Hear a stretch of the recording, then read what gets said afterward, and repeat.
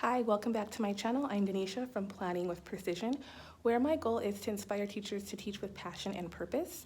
So in today's video, it's been highly requested for me to make a video on my centers, the activities I do, how I structure them, how I keep them organized, and also what I do for early finishers. So I'll be showing you that.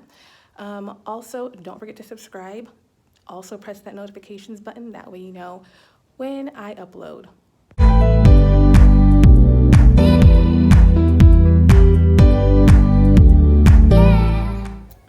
For my centers, the way I structure it is that I have 24 kids.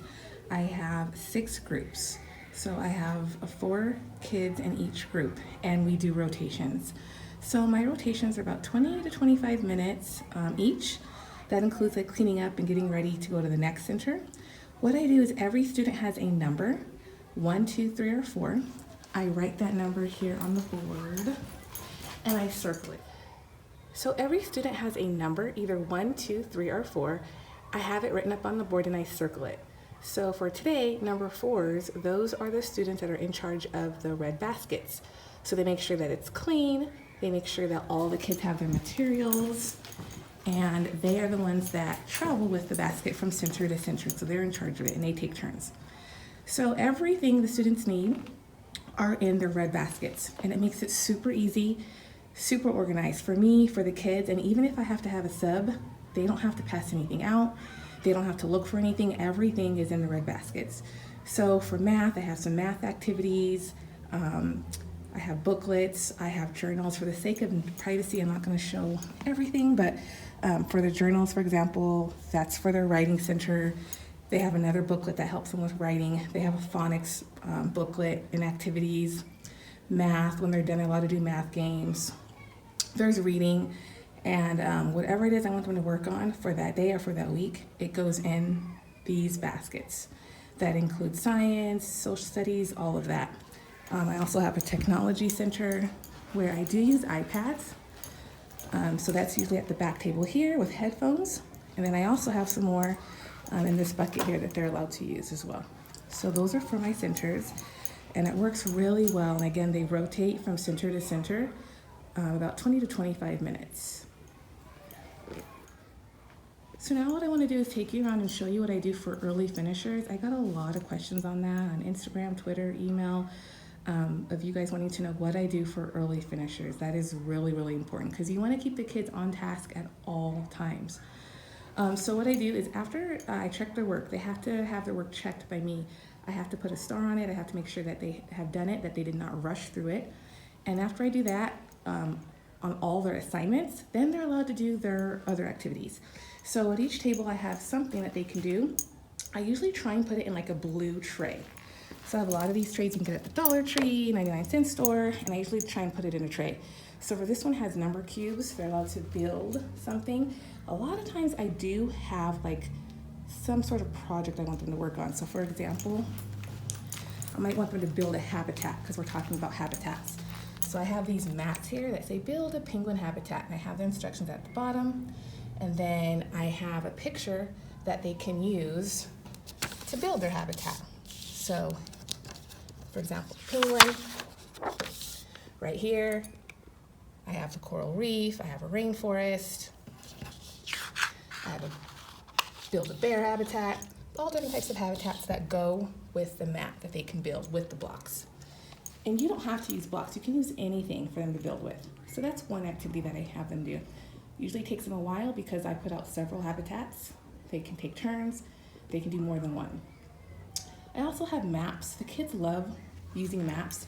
When I go to the zoo, I usually pick up extra, put them in these slip covers, and they can kind of like look and see the animals. They can see where the restaurants are, kind of create like a little path, and they like looking at them. So that's one thing they can do.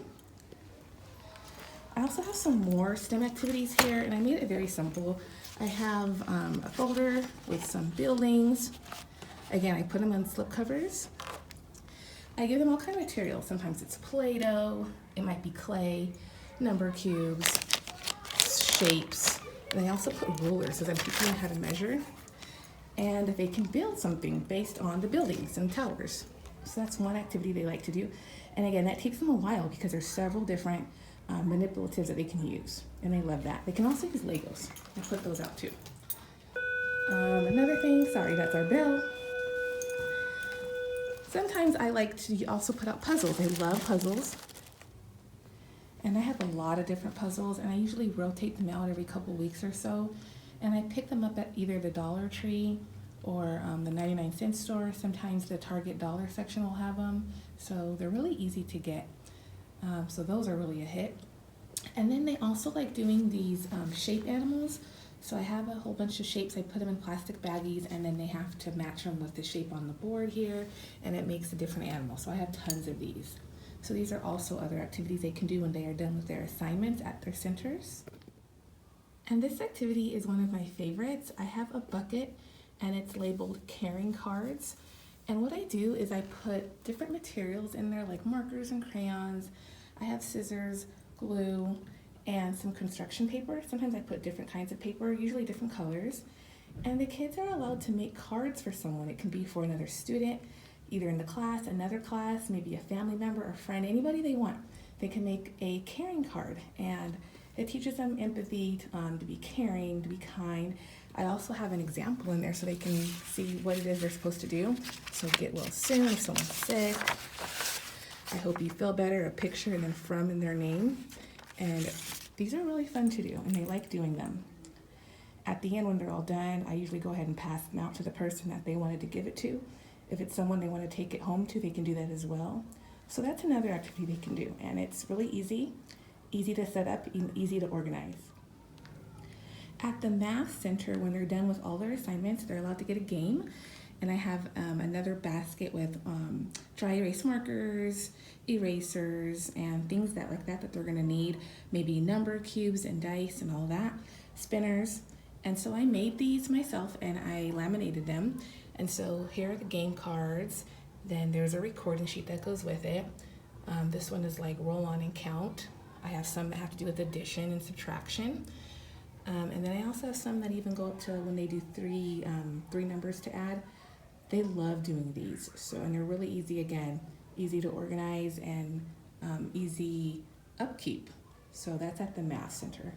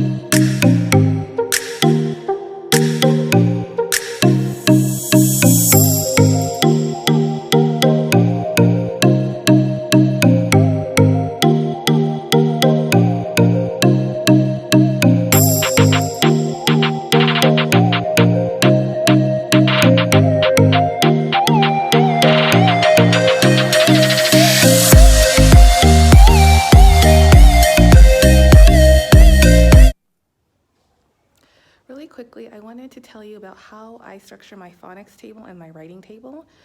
For my phonics table, I have all different sorts of activities, whether it's games or booklets, and I keep it in their red basket so they have all the materials they need.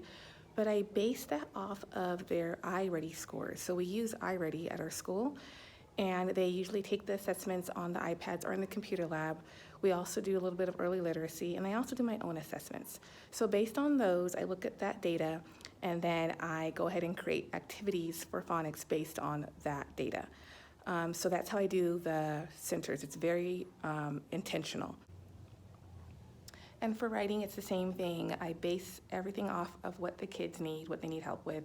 And for the kids that pick it up pretty quickly, I make sure I have some enrichment activities for them as well. So I do a lot of thinking maps. I can show that to you as well. And we do a lot of those first, and then based off that, the kids do their writing. And it's very structured, and every once in a while throughout the week, I will give them time to do free writing inside their journal as well. But I usually have them write to some kind of prompt or some kind of topic. So that's at the writing center. So here's an example of a thinking map. This is called a circle map. There are a lot of different ones. We use tree maps, we use bubble maps, double bubble maps, but in kindergarten, the most popular one is a circle map. And what you do is you put your concept in the middle. I think I've done a video on this a little bit before. And then on the outside, you do anything that the kids know about that subject. So we're gonna talk about polar region animals. We're talking about habitats. And so they're gonna go around the circle and we're gonna keep adding different animals as we learn about them. Based on this, we'll continue to pick up more information. We'll add it to our circle map throughout the week. And then the kids write based on this circle map. They write sentences. So at the beginning, they might write one sentence, but towards the end of the week, they should have more than one. And sometimes I'll give them a frame, sometimes I won't. It just depends on what it is that they need. So this works really well, and they're really used to it. And at the Math Center, same concept. Whatever the kids need, that's how I create the materials. I do have a pacing schedule. I go by that. I do review, front-loading anything that's necessary for them to make sure that they are successful and that they're learning. So I do go according to subject, according to standards, but again, I have no problem going back and reviewing, or if it's something that they pick up pretty quickly, we can move on. So it's basically based on the students and their needs.